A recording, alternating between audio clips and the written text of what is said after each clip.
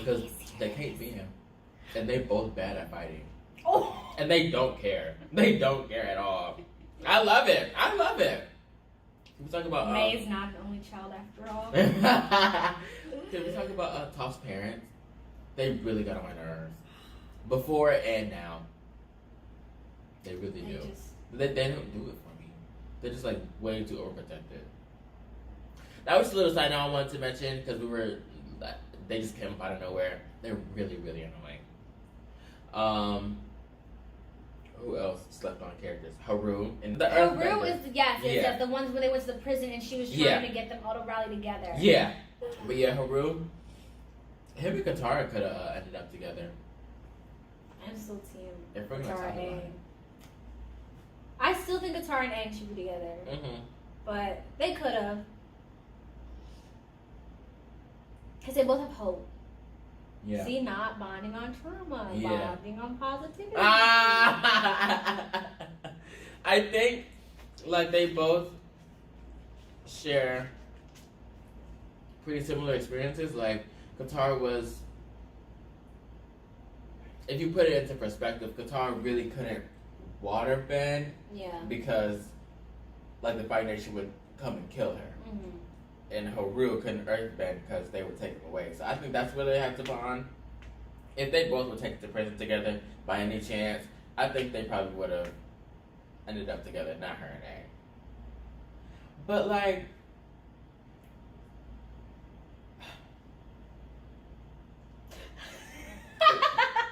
it's so much to talk about. I just thought of another thing that we have to talk about. What? The play. Yes. Because that, I think, is one of my favorite scenes. Really? Yeah. As it should be. The play was really, really... creative. Yeah. Okay.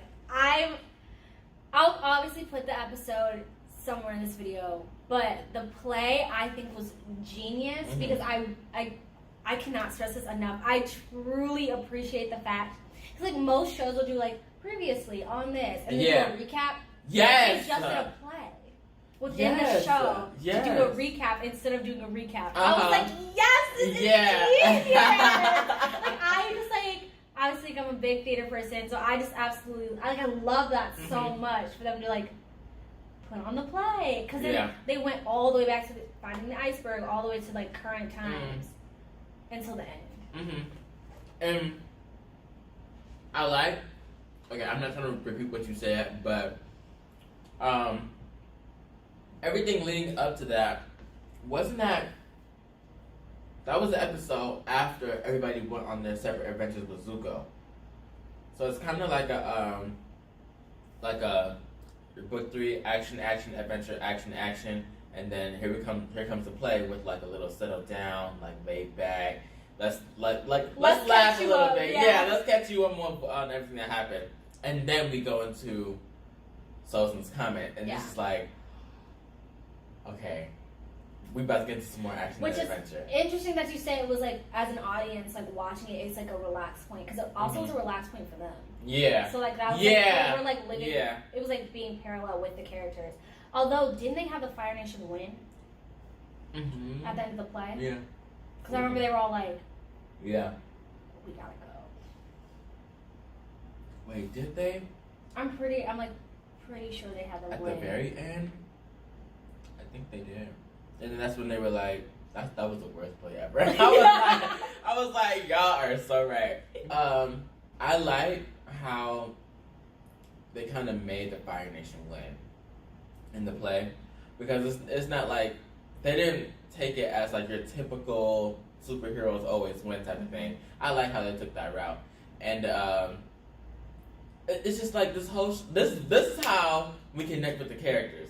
Like, we go on all these adventures and action scenes with them, and then like we kind of like relax with them, and then like they feel relaxed, just like That's what makes the Fire Nation winning hit harder, because everyone's like, especially because like Aang is like, they have this like really upbeat girl playing her, so she's like, oh my goodness, yeah, and then it's like, and I lost to the Fire Nation, and then it was like, you sound just like her. Please, somebody hire her. So it was just like, after that, it was just like, because it shocked them, but you're so invested in them that it was just like, it hit so hard because she was so like, happy floaty that it was just like, oh, but you died. Yeah. It also wouldn't have been as fun if they had the win. Yeah. Because at that point, like, I like that they didn't predict. Yeah. The future. That's what I was trying to say. Because that would have been so. Like, if they had ended it with like, Aang wins and takes away the bandit, like, then why would I have to watch the rest? Yeah. You know what I mean? Like, that would be so uneventful. Or just like some type of different ending. Like either way, like the superheroes win. Yeah. And it's just like that kind of ruins it for the rest of the. Like if you're gonna tell the story, at least tell some lies. Yeah. Like that. Because that also makes it interesting. It's like he loses, or like it just makes it like I'm glad they decided to end the play too and not have it be like that had been like Act 1. And, you know what I mean? Yeah. Like they were like, no, we're finishing the play. Yeah. I want to talk about how since we're going into Sosam's comment,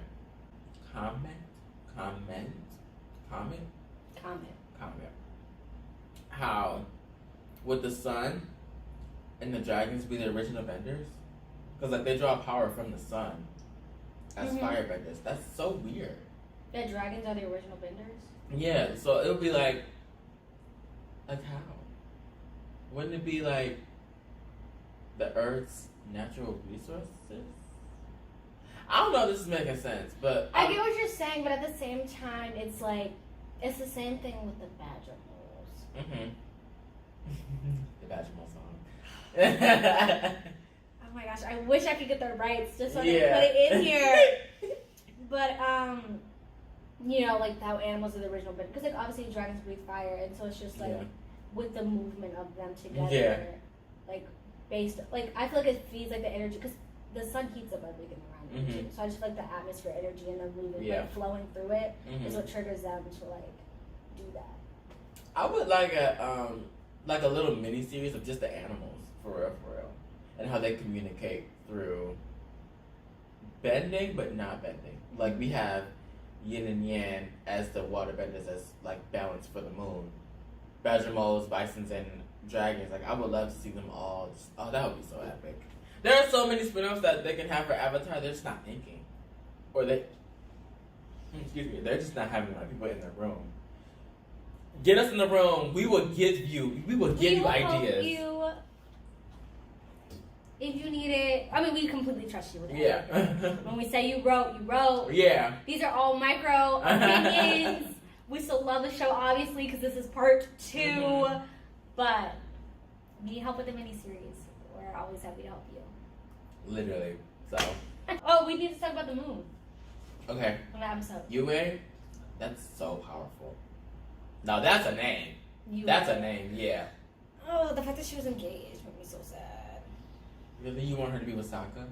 It was just the fact that it was just like I'm already engaged. Yeah. It was just like it was sad because we got to see Sokka be vulnerable for the first time and really not have to worry about protecting everybody. So like he got the opportunity to be vulnerable, and then she was like, I'm engaged, and that's what was just so like. And then she dies and turns into the moon. Like it was just all that. I felt so bad for him. Yeah, and he got into that guy that he was about to go to war with. Like he was the guy that was engaged to you. Yes, because he was terrible. Yeah, he was so he was bad. Like a bully. And Sokka was like, "Are you serious?" And he got kicked off. Yeah, but he had a better job. But protecting Yue is better than going to war. So he had the upper hand, if I do say so myself. But that was like a whole. When I tell you that was one of the show's moments where, like, where you think to yourself, who thinks of this? She's part moon. Who thinks about that? I remember the first time I saw this episode. Yeah. When I was little, and both Aang and her were like, "Oh my gosh!" I was just like, "Whoa!" Like that stuck with me. I was like, "That is just so." Yes. And then. What makes it worse? Or worse and better because it's not like, oh, we killed her off, but she also has a purpose. We keep seeing her once in every episode, which makes her impact even stronger. because we saw her in the swamp in season 2, and in season 3 when Aang had ran off and he was talking to Roku in that big storm, and you was like, "You're gonna make it." Yeah. Do it. Go ahead. You make that. You make that impression. She came down from the moon. She was like, "You're gonna make it," and then she helped the tide. Oh my gosh! Her impact. And the fact that I see it in my head, like her impact is like astronomical. I like that I didn't like. Yeah, I feel like it was showing that was the end of it. Yeah, and I appreciate when shows do that. Like, they kill people off, but that's not the end all be all. I'm gonna go to Netflix and I'm gonna go down the list, and I want to know what. Not your favorite episode, but like an episode that you will watch, like again and again and again. Yeah. Oh man. Let me go to book 1. It's so interesting to see how the writing of the show evolves. Like, I was rewatching today episode 2 of book 1, and I'm just like it starts off more comic book, and then it gets animated series, and that's what was so interesting to see the difference of like comic book to animation. I was like, because at first, like the earliest, like book 1, I'm just like, it's not cringy, but it's just very like, very like I know exactly what you mean. Maybe that's why I don't really care about book 1. It's very like flip book, and then book 2 was like, just kidding. Let's up it up. Yeah, you can see that the animation changes. The animation changes as the series goes. Yeah, because season 1 is like their faces, or like their eyes are all big, and it's like their faces, their heads are big. Yeah. And season 2 is like, okay, let's tone it down. Like, let's kind of make this look very decent.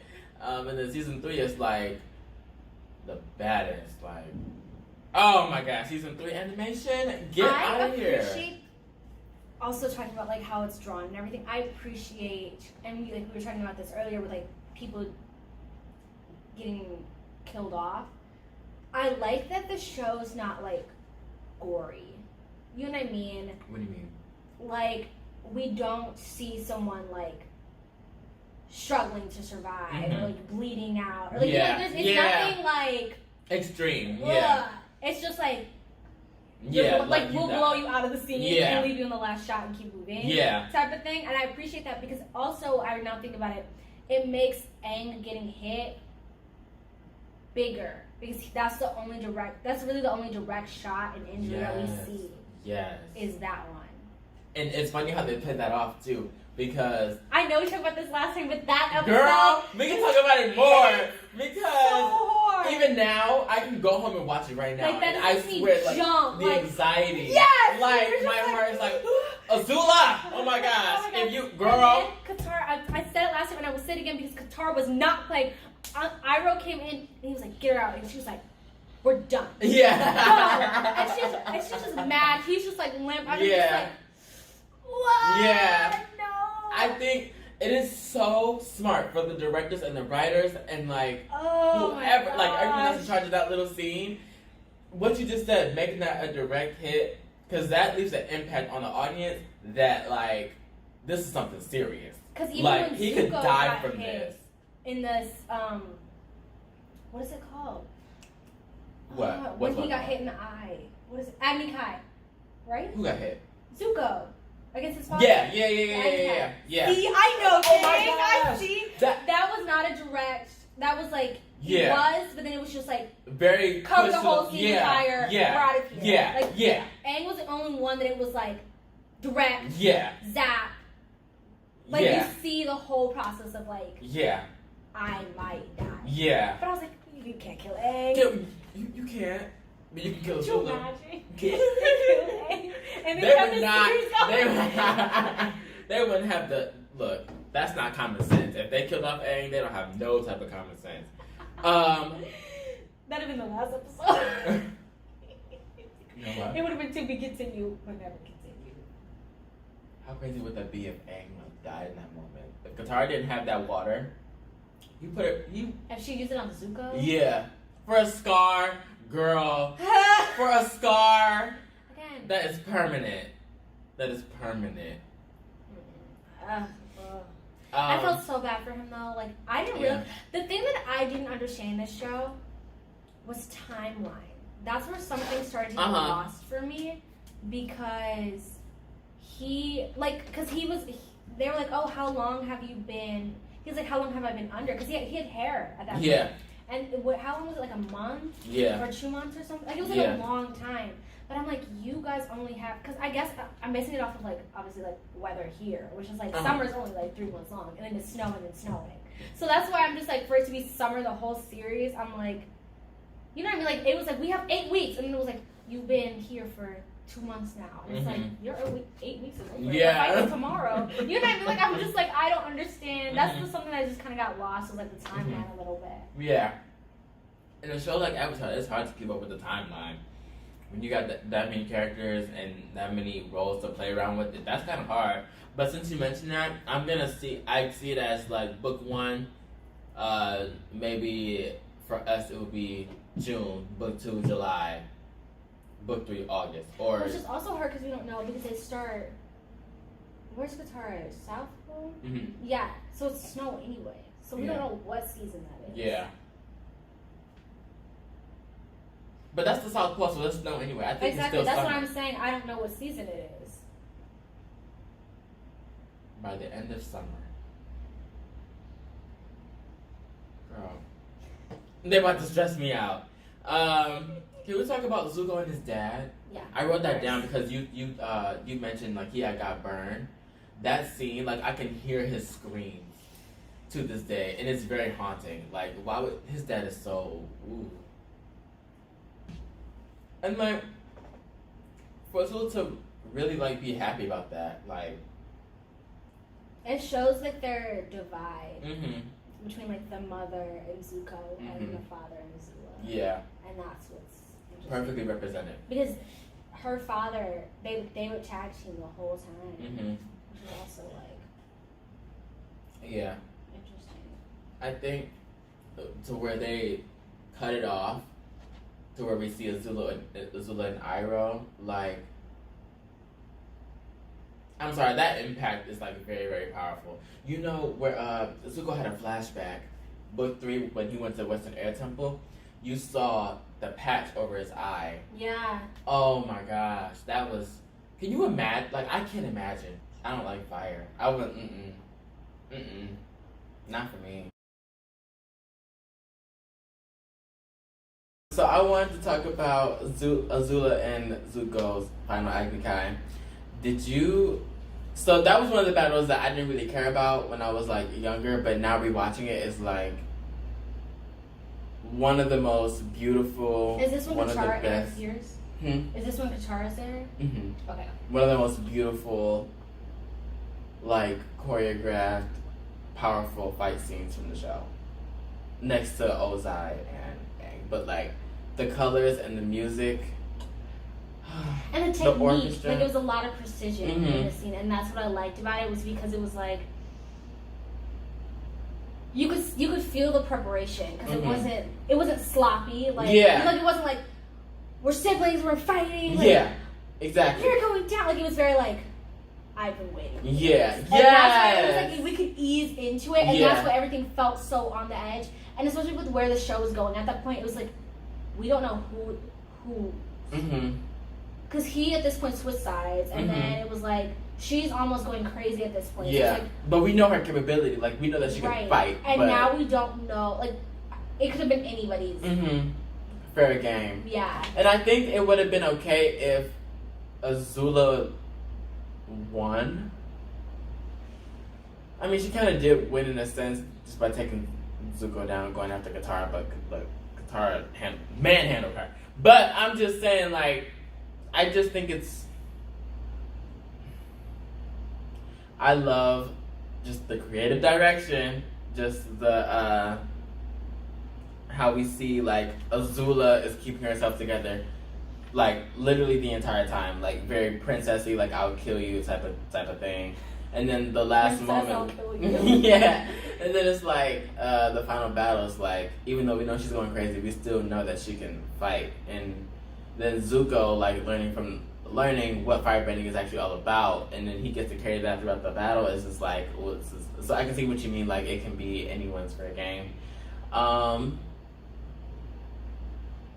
just thought the only thing that I did not like about that scene was Azula going after Katara with the lightning. That was such like an undercut. Yeah, like so sneaky. But I liked it though. Why? I feel like because this is because then Zuko could step in, and I feel like that I liked it for Zuko because then we could see that switch in him was a real switch. Yeah, and so that's why I like that. Yeah, and it shows Azula being strategic. And like her recklessness, it shows the difference between them. And it also changes the direction. Like it shifts the energy of the scene because after a while it was just siblings. Yeah. And Katara's just like not like just there, but it was like the redirection is what caused it to be like another climax.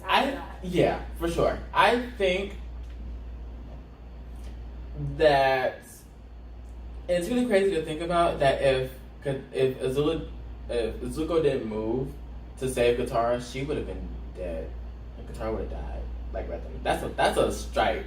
That's a strike. Like very direct. Like with Aang. That's a yikes. But I do appreciate that dynamic switch because we see that the only person that can really fight Azula is Katara. Maybe a little bit of Toph. Because I think I would love to see that battle. Toph and Azula. Oh, that's another discussion. But but it's almost like not fair though because we kind of see Azula not at her best. I think that if she was at her best, then it would have been more of a challenge. Yeah. Because I just see it like there's always a flaw in the character. Like whoever's fighting Azula, there's always a flaw there with like somebody. So let's just say. It's just not fair. Sometimes I don't even know what I'm trying to say. I just think like if it was Azula's never had an opponent where she had to put in all their effort. That's what she's trying to say. But like, so we never know her true capabilities. We know her true capabilities though. Like okay. Let me see. It's in my like head. We do I can and literally. We don't. What do you mean? Like we've never okay. Rephrase. We know her true capabilities, but she never has to use all of her power to fight anybody. Like. You think it's those in comment we did? See her like completely lose it. Yeah. I don't know. Because I think why it was a little bit easier for Katara was because Azula was out of her mind. That's what I'm trying to say. I think that if Azula was completely sane, then it would have... Are we talking about we never see Azula's true capabilities or Katara's true capabilities?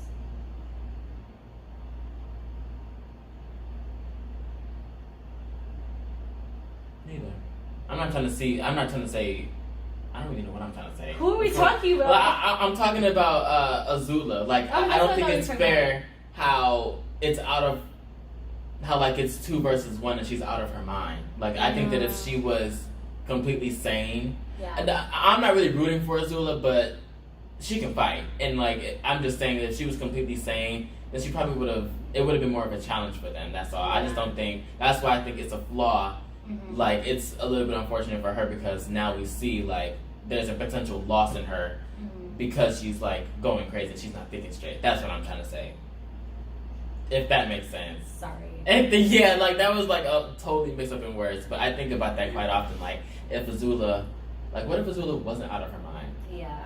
Because we've seen Katara versus Azula, and Katara can take her down.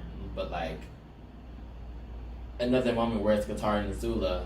It's like Azula isn't at her best, so it's like, is this really fair? If that, But I also wonder if she's stronger out of her mind. Because I feel like her being like out of her mind was what caused her to go for Katara. Like she was like out of it, like she had nothing to lose. And I feel like if she was, because she's very clever, but I feel like if she was sane in that moment, would she have done something else? You know what I mean? Like would she have said like, you can have this one, but I'm taking Ba Sensei. You know what I mean? Or something else, and just like ended it with something else without of like them actually having a battle so hard. That's interesting that you say that she's probably better out of her mind, because that's probably it was her being on her mind and the comment that gave her power, her and Zuko.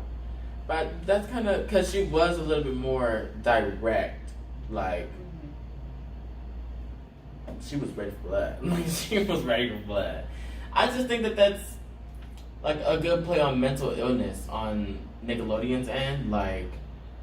Because she had that huge breakdown when she found out that she was actually, like, she lost everything. Her kingdom, her friends, her mind. Like, when Katara took her down, that was her first realization, like, wow, I lost. Like, so that's something I think about quite often when it comes to, like, a show like this. And they bring up it's like a little message of mental health, like, it's nothing to be played or to like and then make jokes about, but that's also interesting though too, because we've never seen Azula lose. Like, and that's why it's so impactful. Yeah, and then it's because we've never seen her lose. She's never seen herself lose. She's always getting what she wants. Yeah. So in that moment, it's like when she has that breakdown, it's like, ooh. I kind of felt bad for her, but I'm like, well, she needed to be taken down. She was out of control.